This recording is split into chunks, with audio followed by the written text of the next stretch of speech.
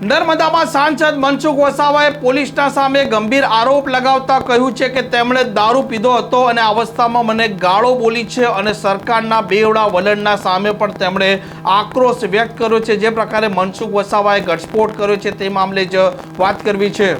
વૈષ્ણવજન તો તેને કહીએ જે પીડ પરાઈ જાનાને રે।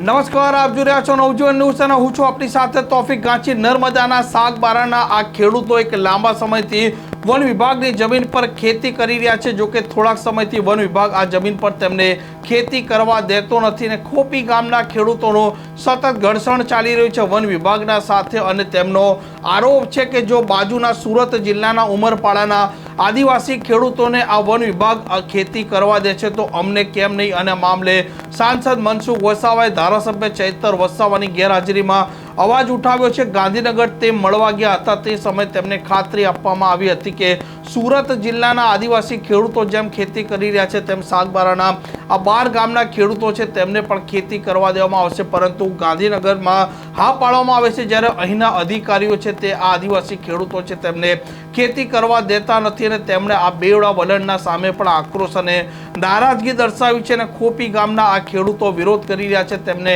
મળવા જઈ રહ્યા હતા સાંસદ મનસુખ વસાવા, રસ્તામાં તેમને પોલીસ અને વન વિભાગના કર્મચારીઓ રોકે છે, આગળ જવા દેતા નથી અને તે દરમિયાન ઘર્ષણ થાય છે, બોલાચાલી થાય છે અને મનસુખ વસાવા આરોપ લગાવે છે કે પોલીસ કર્મચારીઓએ દારૂ પીધો હતો અને અવસ્થામાં તેમને ગાળાગાળી કરી છે। જો હું ખોપીના લોકોને સમજાવવા માટે ગયો, ખોપી સાગબારા તાલુકાના ખેડૂતોને સમજાવવા માટે ગયો કે આજનો કાર્યક્રમ આપણે મોકૂફ રાખ્યો છે અને હવે પછી સરકારમાં આ જમીન બાબતે મંત્રણા થશે અને પછીનો કાર્યક્રમ પછી આપણે વિચારીશું, ત્યાં સુધી સરકાર પર આપણે એમનો વિશ્વાસ રાખીએ, આ સમજાવવા માટે જતો હતો। જતી વખત પણ આ રોડ પર બંને બસો મૂકી રાખી હતી અને જ્યારે રિટર્ન થઉં છું ત્યારે પણ બંને બસો તે સ્થિતિમાં હતી, સાંજના રસ્તો બ્લોક કરી રાખ્યો હતો અને મારે મિટિંગમાં ઘણા બધા લોકોએ એ રસ્તે જવા આવનારા લોકો પણ મને કીધું કે સાહેબ આ રસ્તો બ્લોક કરી રાખ્યો છે। એટલે રિટર્નમાં જ્યારે હું આવું છું ત્યારે તે સ્થિતિમાં બસો હતી અને અમારા કાર્યકર્તાએ કીધું કે મને આ બધા અમારા વાહનો જવા દો, ત્યારે એમની સાથે ત્યાંના જે પોલીસ અધિકારી હતા ને જંગલ ખાતાના અધિકારીઓ તેમની સાથે રકઝક થઈ, એટલે હું ગાડીમાંથી ઉતર્યો તો મેં પણ એમને કીધું કે તમે વ્યવસ્થા જાળવવા માટે આવ્યા છે તો તમે તે કામ કરો, રોડ તો ખુલ્લો રાખો, જંગલમાં લોકો જતા હોય ત્યાં તમે રોકો, પણ રોડ કમ બ્લોક કરી રાખો છો। તો એમને કીધું કે અમારા સુરતના ડીએસપી સાહેબ છે, ડીએફઓ સાહેબ છે ને એમના પર સરકારમાંથી એવી કડક સૂચના છે કે આ વિસ્તારની અંદર ચકલી પણ ના ફરકવી જોઈએ, તો અમે કોઈને જવા નથી દેવાના। ભાઈ મેં પછી ગુસ્સામાં આવ્યો, મેં કહ્યું તમારા બાપનો રસ્તો છે, મેં કીધું રોકી રાખો આ રીતના, લોકોને જતા કમ રોકો છો, જાહેર રસ્તો છે, કોઈ પણ રસ્તો જોઈ અને એવું થોડું કે આ જંગલની જમીન ખેડનારા લોકો એકલા જ આ રસ્તે જાય છે, અહીંયા તો આ જાહેર રસ્તો છે, સાગબારાથી ડેડિયાપાડા અને ડેડિયાપાડાથી સાગબારા વચ્ચે નો જાહેર માર્ગ છે, એ તમે રોકી ના શકો। તો આ જ પ્રકારની અમારી રકઝક એના હાથે સાથે થઈ। એમાં એક પોલીસ વાળો હતો, એ થોડો પીધેલો હતા, આમ તો લગભગ બધા પોલીસ વાળા બધા પીધેલા હતા, તો એમાં એક બે લોકો ગાળાગાળી કરીને નિમ્ન કક્ષાની ગાળો બોલી, એ જે પોલીસ વાળા એ નિમ્ન કક્ષાની ગાળો બોલી એટલે પછી અમારે ના છૂટકે બોલવું પડ્યા, તમને સોંપતું નથી, તમે ગાળો ના બોલો, અમે બહુ સંયમ રાખ્યો છે, અમે બહુ સંયમ રાખ્યો છે। પણ આજે ત્યારે જ મારે કહેવું પડ્યું કે એક બાજુ તમે સરકાર અમારી સાથે સમાધાનની વાત કરે છે અને બીજું બાજુ સરકારમાંથી એવો આદેશ આપવામાં આવે, જંગલ ખાતાના વડાઓ ઉપરથી ગાંધીનગરથી એવો આદેશ આપવામાં આવે છે, ડીએસપી ને ડીએફઓની સૂચના આપે છે કે આ વિસ્તારમાં ચકલું પણ નહીં ફરવા જેવું। તો શું આ લોકશાહી છે? આદિવાસીઓ પર આ રીતના તમે જુલમ ગુજારો છો, આ રીતના ત્રાસ ગુજારો છો, એ રીતના મેં એમને જ કહ્યું હતું। અને આ બધો આખો વિડીયો ત્યાં કેટલાક લોકોએ વિડીયો ઉતાર્યો છે ને વાયરલ થયો છે, પણ હકીકતમાં હું સાગબારા ખોપી ગામમાં લોકોને સમજાવવા માટે ગયો અને મારી વાત માની પણ ગયા, પણ આ ઘટના પરથી લોકો વધારે ગુસ્સે થયા છે। આ જે ઘટના પછી જે સમાધાનની જે મંત્રણા માટે વાતચીત ચાલતી હતી એના બદલે લોકો વધારે ગુસ્સે થયા છે। હવે કાં તો મારા પર પણ વિશ્વાસ ના મૂકે, અમારી જે ટીમ છે એના પર પણ વિશ્વાસ ના મૂકે, એ પ્રકારની સ્થિતિની નિર્માણ થઈ અને આ જો વાતાવરણ નિર્માણ કર્યું હોય તો વન વિભાગના વડાઓએ આ પ્રકારનું કૃત્ય કર્યું છે, એમાં ડીઓપો અને ડીએસપી જવાબદાર છે, કારણ કે ત્યાંના બધા પોલીસ વાળાને અમુક જે સ્થળ પરના અધિકારીને પૂછ્યું, ડીવાયએસપી જે એ છે, પછી બીજા નાયબ સબ ડીએફઓ કક્ષાના જાદવ કરીને છે. આ બધાને પૂછ્યું, તેમને કીધું ગાંધીનગર તેમને આદેશ છે. એમનો ડીએફઓ સબ ડીએફઓ જાદવ કરીને છે, એને એવું કે ઉપરથી કીધું કે અમને ઉપરથી આદેશ છે ગાંધીનગર કક્ષાએ. તો ગાંધીનગર મંત્રીઓ અમને સમાધાનની વાત કરે છે, અને બીજી બાજુ એમને એમના અધિકારીઓ ગાંધીનગરના અધિકારીઓ તો ચકલું પણ ના ફરકવું જોઈએ. તો આના માટે સખત લોકોમાં નારાજગી છે. અમે આવનારા દિવસોમાં આ નર્મદા જિલ્લાના બધા જ લોકો જે જંગલની જમીન ખેડે છે એ બધા જ લોકો જે પેન્ડિંગ દાવાવાળા બધા ભેગા થવાના છે, અને આ જે પ્રકારનું સાગબારાના તાલુકાના ખેડૂતો સાથે અન્યાય કરી રહ્યા છે એનો બધા વિરોધ કરવાના છે.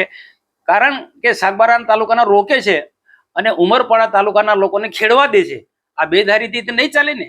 કાં તો રોકો તો સુરત જિલ્લા ઉમરપાડા તાલુકાનો પણ રોકો, અને ખેડવા દો છો સુરત વાળાને ખેડવા દો, ઉમરપાડાને તો નર્મદા જિલ્લાના સાગબારાનો પણ ખેડવા દો.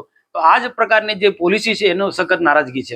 હવે એમાં શું છે, હું થોડો પાછળ હતો ને અમારા જે બીજા કાર્યકર્તા બધા હતા એ લોકોએ કીધું ભાઈ રસ્તો ખુલ્લો કરો. સવારે પણ રસ્તો ખુલ્લો રાખ્યો, સવારે પણ રસ્તો તમે બંધ કરી રાખ્યો હતો.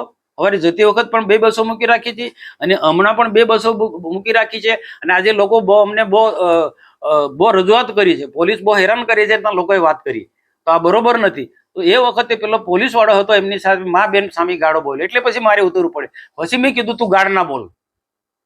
પછી મેં કીધું ગાળ ના બોલ. એ જે અભદ્ર ભાષાનો પ્રયોગ કર્યો આપના પર કર્યો હતો કે આપણા કાર્યકર? હવે એવું કે મેં જનરલી બધા લોકો પર કર્યો, કોઈ વ્યક્તિ પર નથી. એમને એમ કેવું છે કે એમને એક વ્યક્તિ કે બધા તમે એમ કે રસ્તો ખુલ્લો કરાવો છો. ઉપરથી એક બાજુ સરકારનો આદેશ છે કે અહીંયા ચકલું નહીં ફરવા કરવું, અને બીજો જો તમે અહીંયા આવીને રસ્તો ખુલ્લો કરાવો છો, એવું એમને કેવું હતું. તો સરકાર સાહેબ 2 મોડાની વાત કરી છે. સરકાર 2 મોડાની વાતો કરે છે. કાં તો મંત્રીઓને ખબર નથી કે એમના અધિકારીઓ શું રમત રમે છે. એક બાજુ મંત્રીઓ મને એમ કહે છે કે આપણે સમાધાનની ફોર્મ્યુલા અપનાવવા કરવાની છે અને લોકોને સમજાવીને મુખ્યમંત્રી સાથે બેસીને કંઈક વાટાઘાટો કરીશું, એ મારી સાથે બીજી વાત કરીને બીજી બાજુ એમના ઉચ્ચ અધિકારીઓ એવો આદેશ આપે ડીએસપી ને અને ડીએફઓ ને કે અહીંયા ચકલું પણ નહીં ફરકવું જોઈએ. તો આ બે ધારી નીતિ કઈ રીતના ચાલવાની? આદિવાસીને ગેરમાર્ગે દોરે છે, આદિવાસીને હેરાન કરો. અને અમને તો મને જો મધ્યસ્થી બાને તો મારા પર ભરોસો રાખવો જોઈએ. મને જયારે હું તો ખરેખર સમાધાન માટે જઈ રહ્યો હતો. લોકો જે રોપા રોપવાના જંગલ ખાતાવાળા રોકા રોપવાના હતા ને એની સામે લોકો ખેડાણ કરવાના હતા. તો મેં કીધું આપણે ખેડાણ નથી કરવું, આપણો આજનો કાર્યક્રમ બિલકુલ બંધ રાખવો છે. ભલે રોપા રોપવા હોય કે જે કરવું એમને કરવા દે, એમનું જંગલ ખાતાનું કાર્ય. આપણે આપણો કાર્યક્રમ ખેડાણનો બંધ રાખવો છે. એ સમજાવવા માટે ગયો તો મારી વાત લોકો માની પણ ગયા. સાહેબ બીજું કે તમે જે ખેડાણ કરવાનું જે તમે વાત કરી હતી, તો અત્યારે તો તમે સ્થગિત રાખ્યું, પણ ફરી તમે એ જંગલ જમીનમાં ખેડાણ કરવા જવાના છે અને ક્યારે જવાના છે? જો આ વાત હજુ સરકાર સુધી, જે આ ઘટના ઘટી એવા સરકાર સુધી હું પહોંચાડવાનો છે. અને સરકારના જે મંત્રીઓ મારી સાથે 3 મંત્રીઓ જે વાતચીત કરી એમને જ કહેવાનું છે કે ભાઈ આના હવે શું કરવાનું. લોકો તો શું છે, મારી પણ વાત નથી માનવાના. હું સહકાર નહીં આપું તો પણ લોકો એમની રીતે ખેડાણ તો ચાલુ કરવાના જ છે. કારણ કે સુરતના લોકો ખેડે છે અને આમને રોકવામાં આવે એટલે વધારે નારાજગી છે. હું તો જવાનો છું.